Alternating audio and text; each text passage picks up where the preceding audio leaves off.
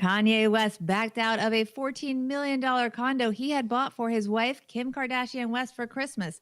The place is now back on the market and he is out $600,000 for his deposit. And our second headline, Warren Buffett's advice for narrowing down your reading list. We're going to highlight the ways that you guys can use Buffett's strategy to not only find the time to read, but to make the best choices about what to read to become better investors. Those two headlines plus the big idea tying them all together, and much more on today's Money in the Morning.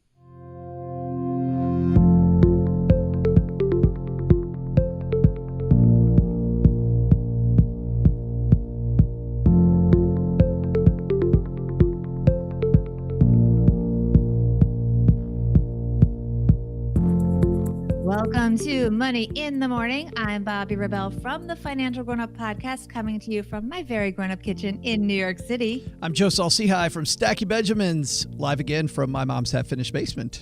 And this is the podcast where we're going to cover two recent stories ripped from the financial press. We don't just read them like some other podcasts, but we get into why they actually matter to you, what your takeaway is, and how you can use it to live a richer life. And then we're going to wrap it all up with a big idea at the end of the show that you can take with you to live a better money-rich life.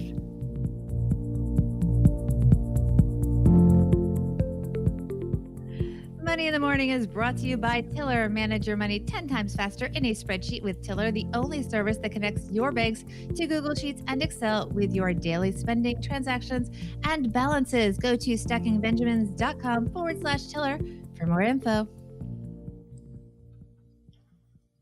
How we doing, Joe? It is great to be here. Happy Tuesday. Happy Tuesday to you. What's going on with your reading? What are you reading lately? Well, we're about to talk about what I should be reading, I think. So am I supposed to feel guilty when I hear Warren Buffett telling me what I should read versus what I might be reading? Well, he doesn't tell you exactly what you should read. He tells you the types of things that you can read. So we're going to get into that. And I think a lot of people are going to agree with Warren, but I think a lot of us aren't doing what Warren says to be doing. He's got a good strategy, and I think we should listen to him. So I'm looking forward to talking about that. But that's not our first headline. No, we got to start with the Kardashians. Let's go. Here are today's Money in the Morning headlines. Ready, set, go. Go.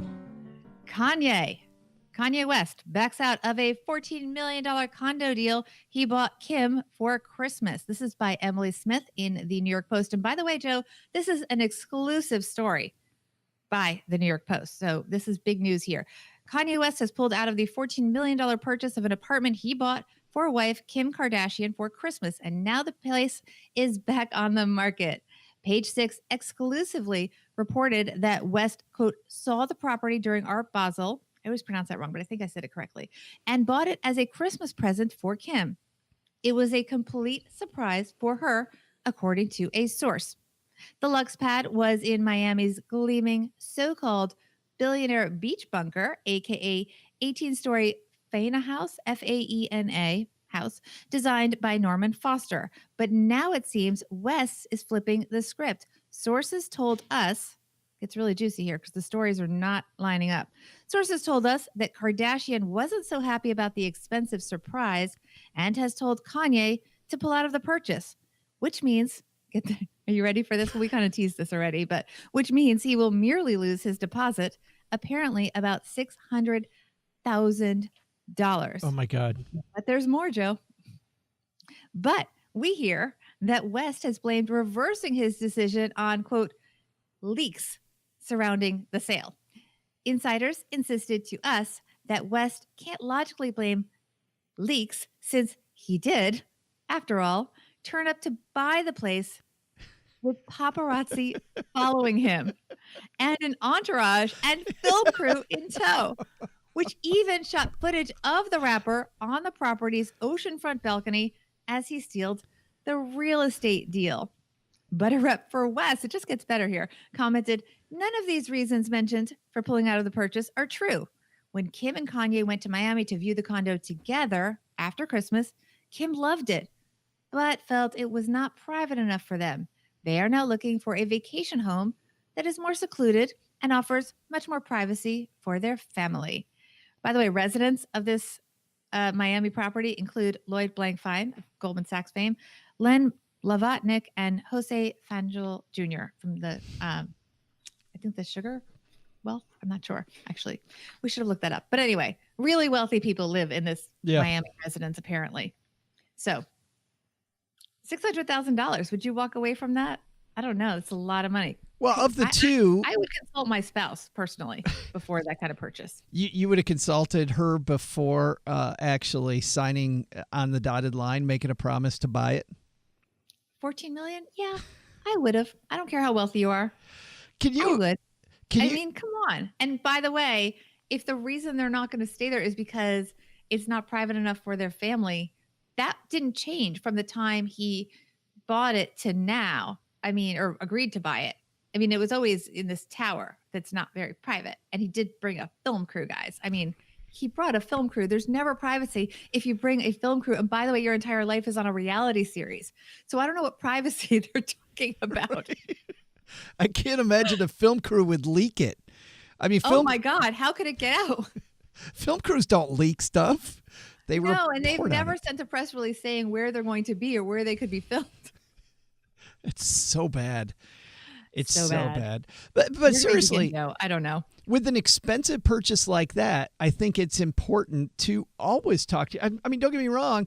I think it seems very romantic and nice to bring your spouse a really nice apartment. But with something that big, the downside is so big. I mean, the downside, Bobbi, is so big that if it turns out your spouse doesn't like it, you lose $600,000.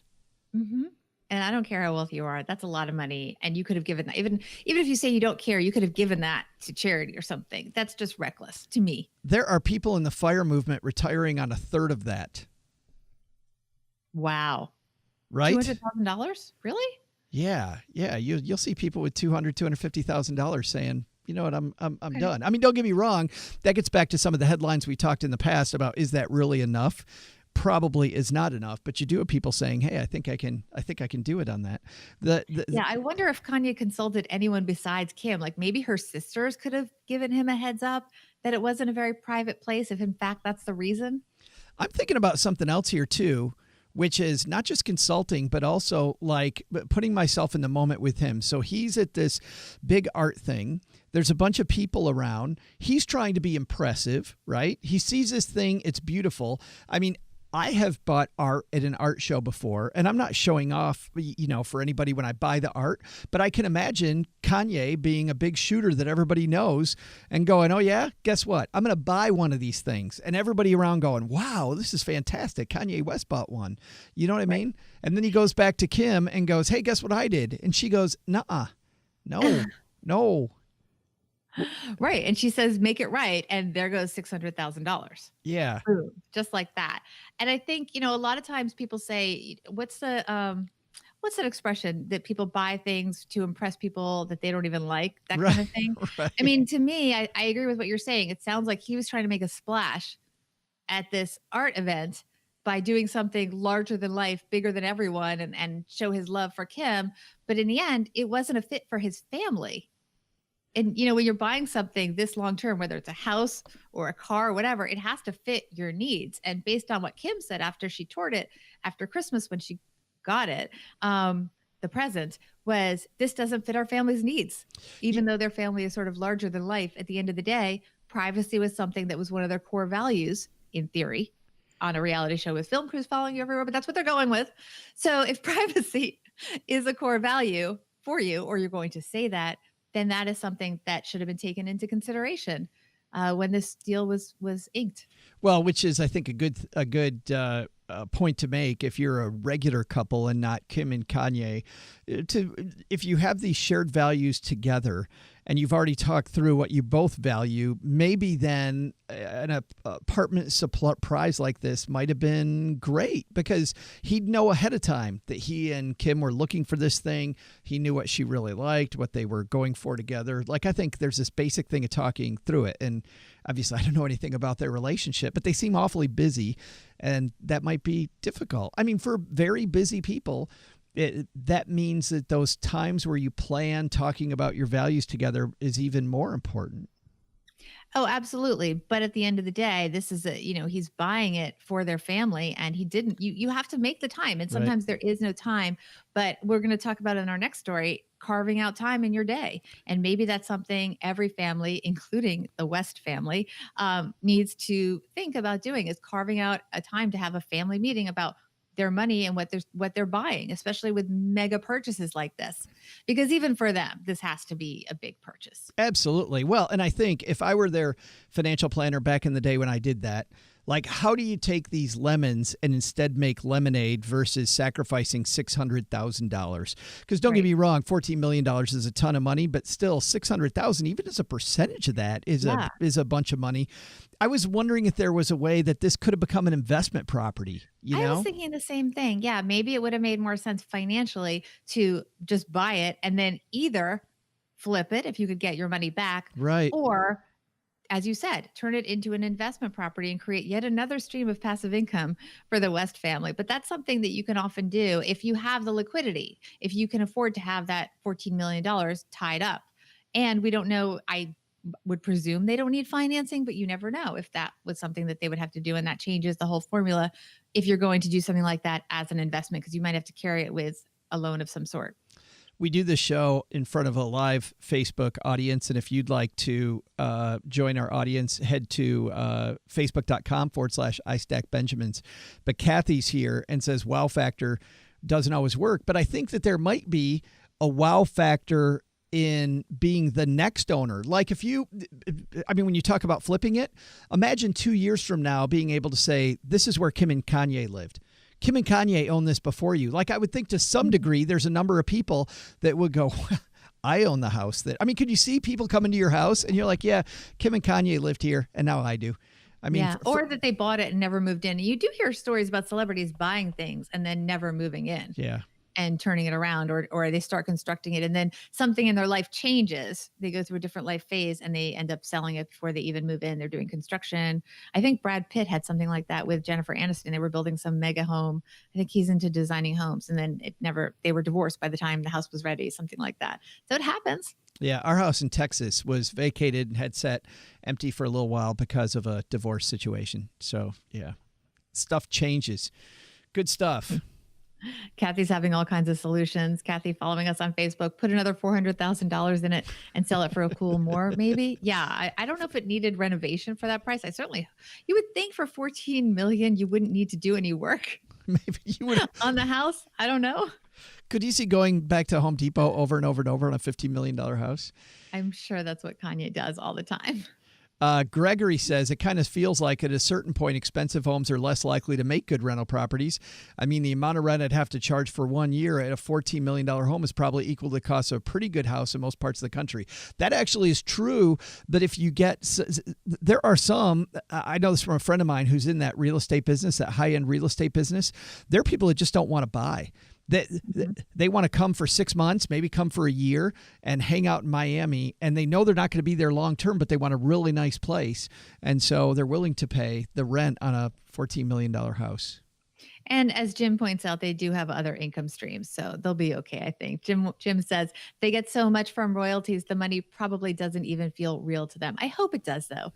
I think that it would be a shame, actually, if somebody had so much money that it wasn't real to them. And I actually like the stories when you hear, and this goes to Warren Buffett, the next story that we're going to talk about, when you hear about people that have a ton of money, but still in many parts of their lives live very down to earth, as if they did not have outsized sums of money. I think that's really a great thing for us to see. I like Barry's point here. If they drove a car, somebody probably be willing to pay a premium to say it was used or owned by a celebrity. Some might do the same for a reasonably priced home, but this price point limits the number of potential buyers. That is true. That's actually an excellent point, Barry. And some of these deals where celebrities buy homes for huge prices, especially when they're very, what they call specific homes, very specialized homes. Like there was a show once about 50 Cent's house that he bought this huge house. And because it was so specific to him, it was very hard to sell. And I think it was on $1 Million Listing, actually. So celebrities sometimes pay this because they're not maybe as price sensitive as they should be. And then it is tougher to flip it. So that's a really good point. So did we do the takeaway for this yet, Joe? I don't think we have. I think, yeah. Hit pause before you do the impulse buy. The impulse buy on the impulse buy on the $14 million Yes. property. So every time, guys, you're thinking about buying a $14 million home, just hit the pause button. No. Anytime you're going to buy anything big, anything in general, but certainly big purchases, things that you should consult your family, think about where your life is going, what your priorities are, hit pause and really think about it. If you'd really thought about it, and if in fact they do think that they want to have privacy with their film crew in tow, they should have thought of that beforehand. I like that idea. Give it 24 or 48 hours. You know, people say give it 24 or 48 hours. Most of the time you won't want it anymore. Yeah. And if you do that when you're shopping online, as we all know, you usually get a coupon code. So it goes for even small things too. Bam. Let's go to headline number 2, Joe. Deal. All right. We're going to talk about Warren Buffett. This is from Quartz at Work. Warren Buffett has good advice for narrowing down your reading list. And this is by Corinne Pertil. I thought it was Warren Buffet. Oh, it's Buffett. Thank you. Buffett. All right. Warren Buffett is a famously voracious reader, allegedly devouring up to 500 pages of information a day.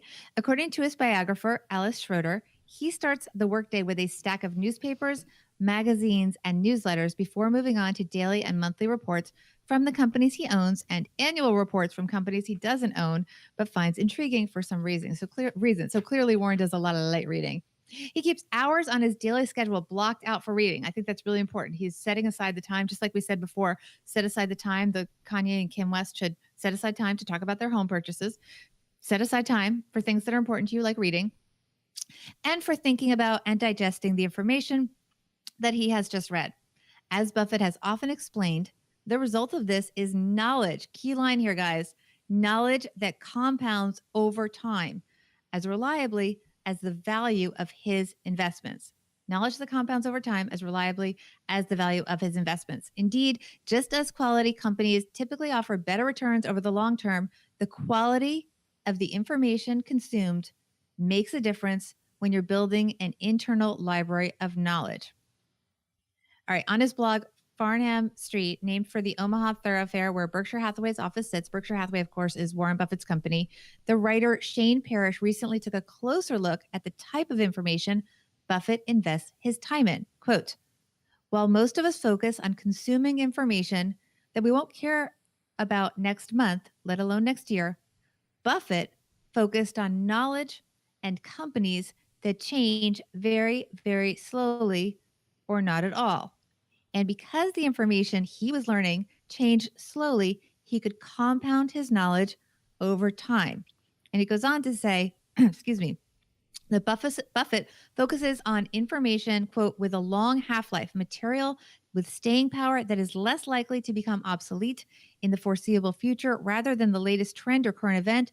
This more valuable vein of knowledge is that on which other knowledge can be built. Understanding political history is lasting knowledge.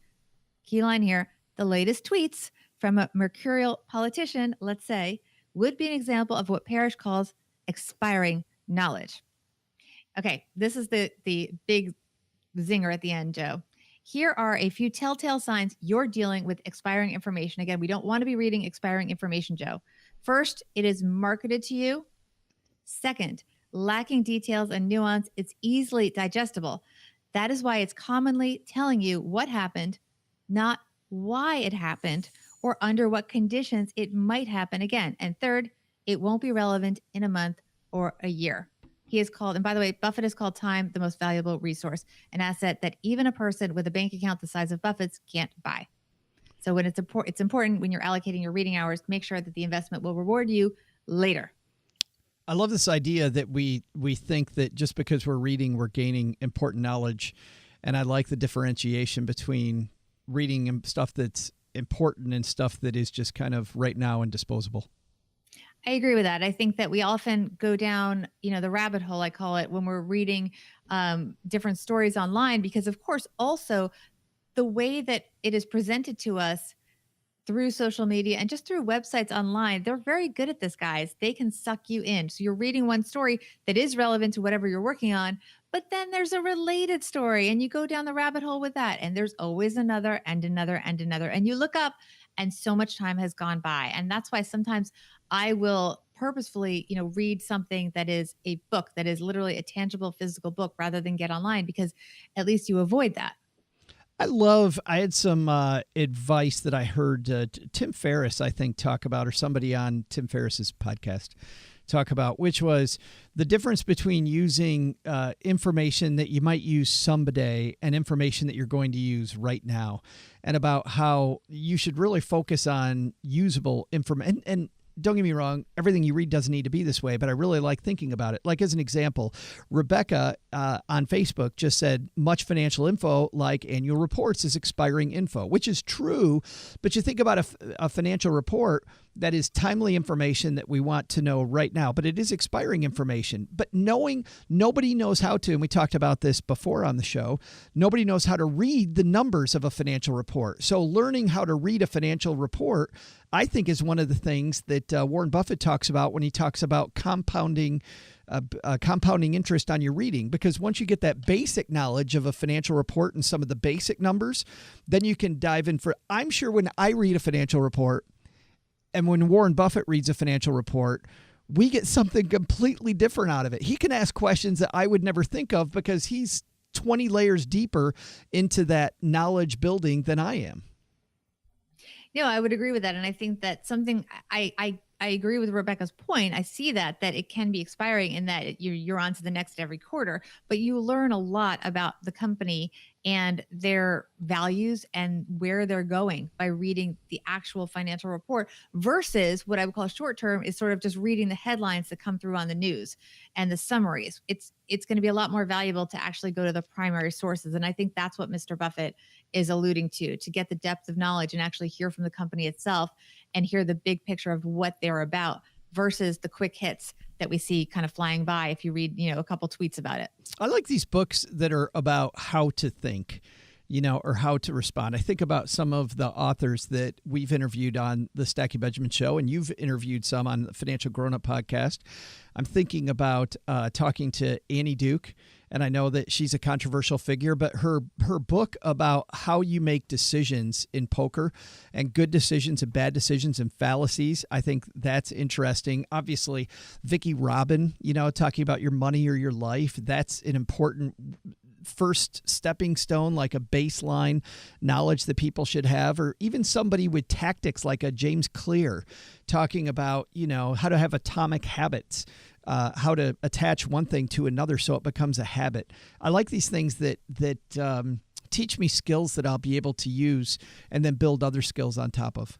Yeah, I agree. I would add Tony Robbins to that list. He's someone that I've listened to, and I've listened to some of his books multiple times when I'm kind of needing that motivation from him, because a lot of what he says is universal, and it's things that you can apply to different challenges and goals that you have in your life. And that can be really valuable. What's your favorite takeaway from Tony Robbins?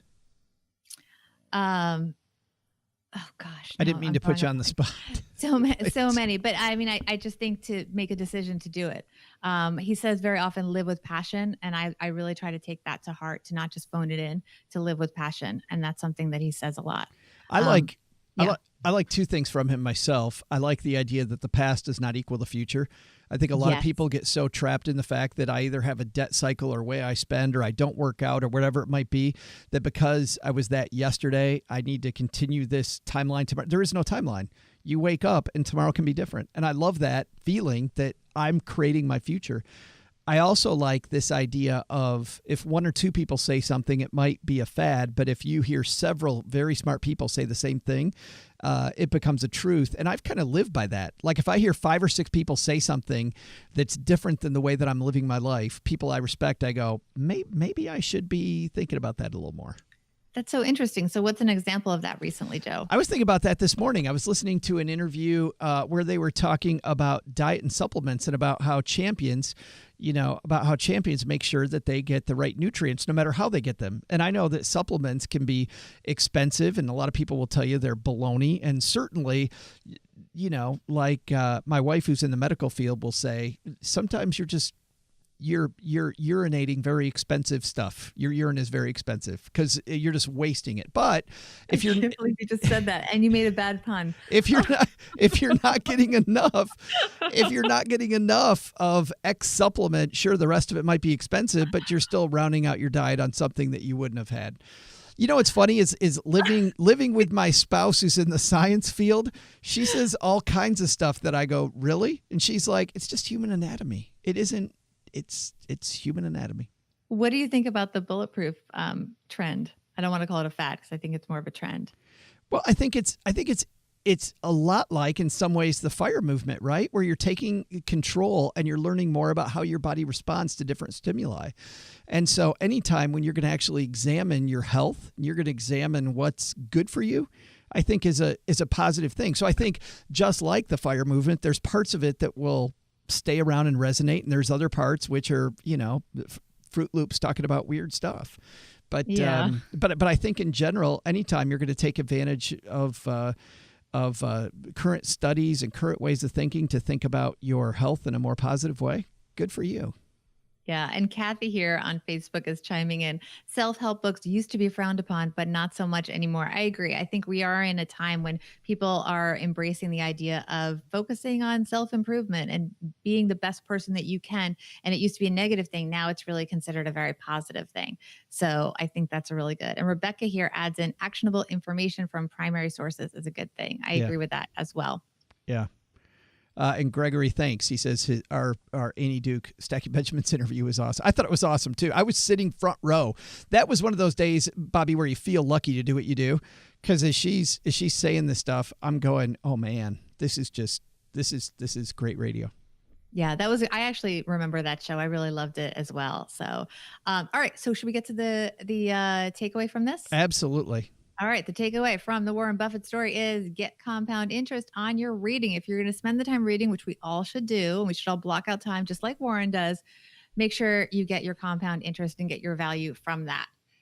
So, all right. Before we get to the big idea, we're going to ask if anyone in our Facebook audience has any guesses of what they think it may be. I saw Kathy had one earlier.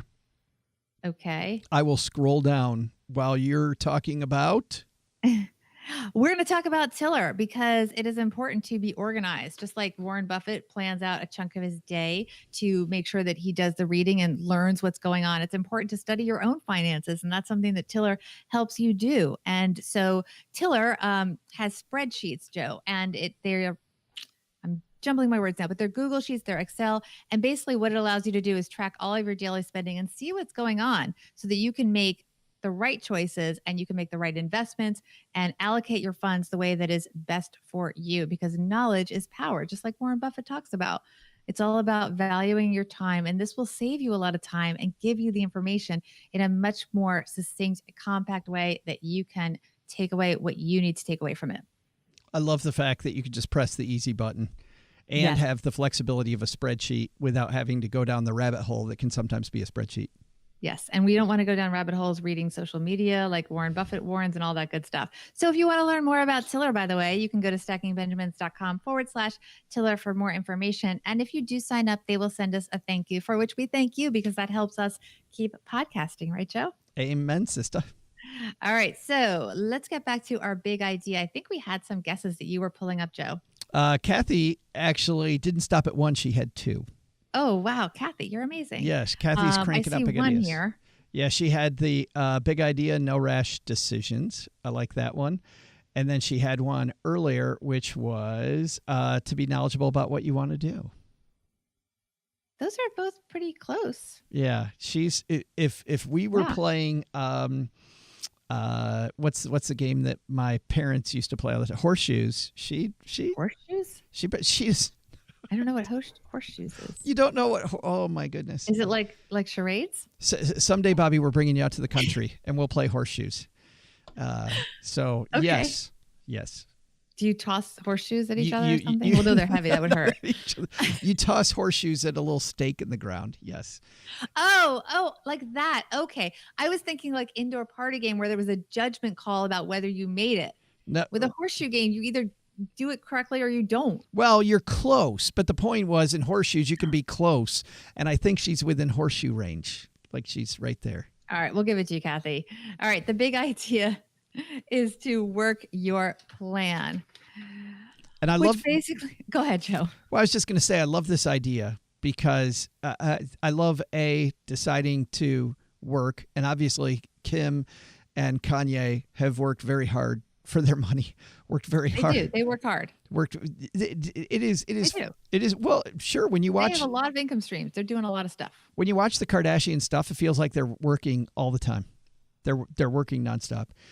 But working toward a plan. And if Kanye had been working toward a plan with that house instead of just buying a house, it might have gone better. And if you have a plan about where you want to go, then I think it's easier to know what to read.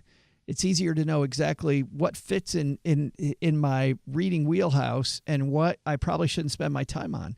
So Mom always says, work your plan. I think that work your plan is a great place to start from. And it's a lens by which then you can help you make a lot of these decisions easier. Absolutely. Well said, Joe. Thanks. All right. We're going to leave it there. If you guys want to live a richer life, make sure you become financial grown-ups. And go stack some Benjamins. We'll see you next time back here at Money in the Morning.